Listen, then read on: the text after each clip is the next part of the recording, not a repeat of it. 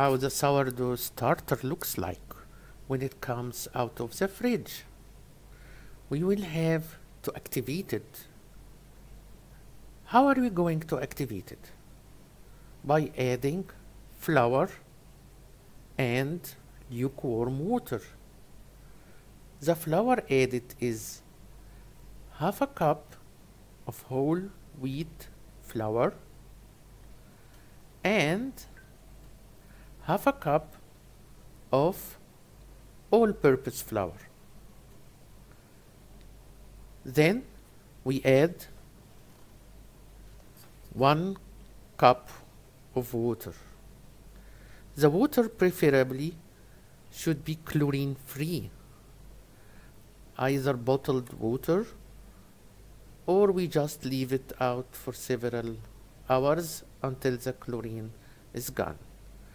Mix very well and homogenize. Here how it looks before starting the fermentation process. Now we leave it at room temperature to be activated. This will depend on the surrounding temperature. Now here it is active. See how it looks like. It takes about 2 to 4 hours to reach this active status. Look how it looks. It's foamy, full of bubbles, spongy in texture. Now we can start making our bread using this beautiful active yeast starter. To start our process, we'll prepare a nice big flat bottomed bowl for mixing our dough. We will not need kneading.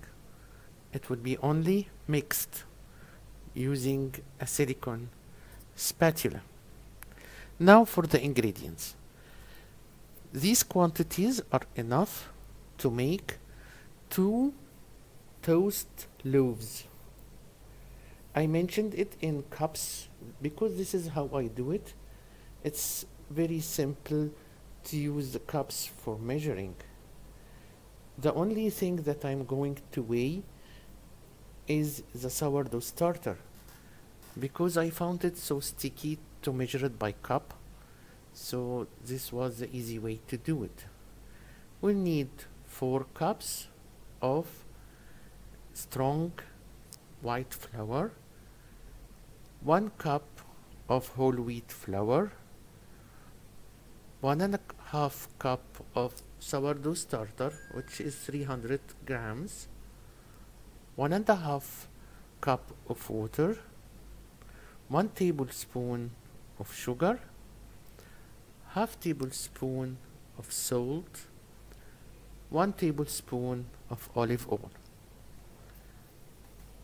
Optional, in this video you'll see me put roasted sesame and flax seeds, but you can add any other ingredients that matches with your taste, like sunflower seeds or even nuts, whatever your liking is.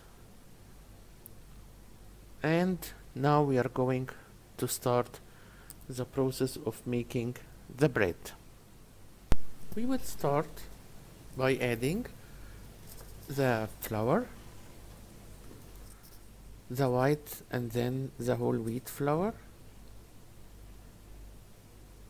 Then we'll add the sugar, followed by the salt. The salt is very important because it helps in the fermentation. These are the sesame seeds. You can add according to your liking, and these are the flax seeds. Now for the sourdough starter, as I told you, I'm going to put it by weight.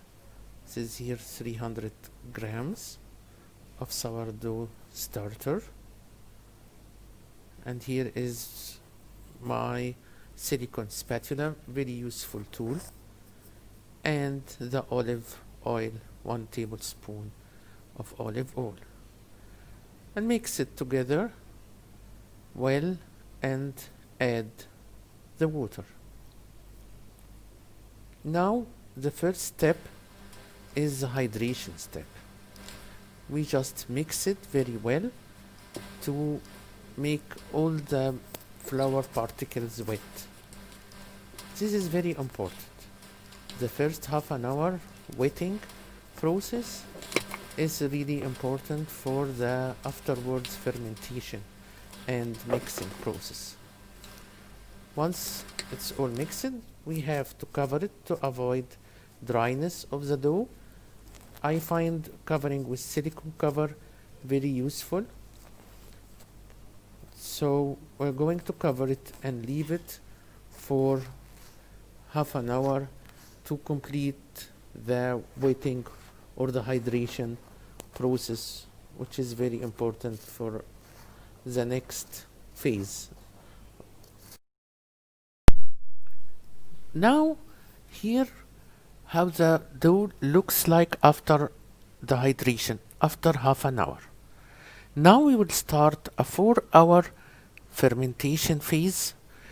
During this time we'll have to mix the dough each like 30 to 40 minutes in a certain way. How are we going to mix it? Using a silicone spatula, you take the dough from the bottom to the top. You mix it this way for several minutes, like 2 minutes or 3 minutes. You keep mixing by taking the dough from the bottom and putting it on the top. The importance of this kind of mixing that it improves the gluten structure of the dough and helps incorporate air in the dough. It's very important to do this mixing in this way. No kneading. As you see, just gentle mixing from top to bottom. Every time you notice that the dough gets bigger in size and fermented, and you keep repeating this mixing for 3 or 4 times during this 4-hour fermentation process. Every time you notice that starts to get more cohesive and it doesn't stick to the bowl as at the beginning. Now, after the 4-hour process, we will divide the dough into 2 to prepare 2 loaves. I prepared 2 loaf molds brushed with oil to prevent it from sticking. I have here 2 molds. One is silicone and the other one is a Tupperware Ultra, but you can use any mold you have. Now we prepare it to put it in the fridge. You have to cover it. This one has a cover. I put oil and flour on it so it won't stick.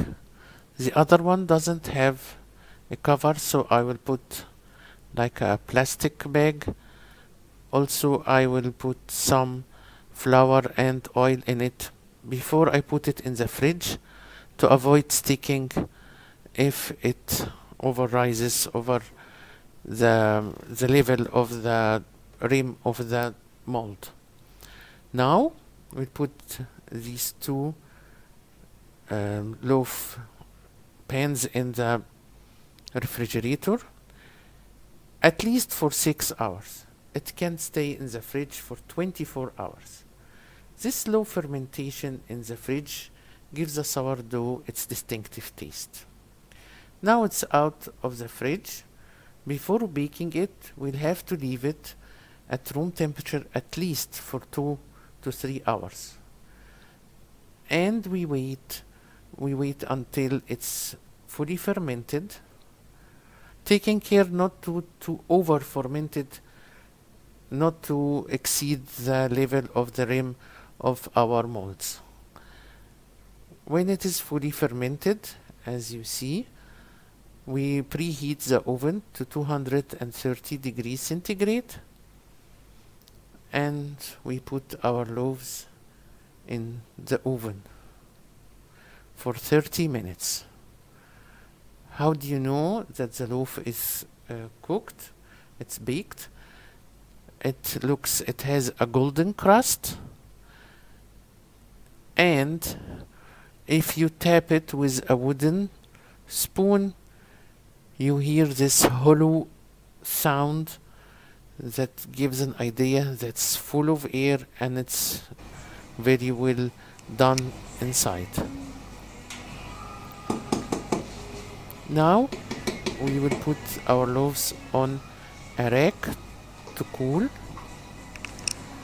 You don't cut the bread until it is really cold. This will take about 2 hours to be completely cool.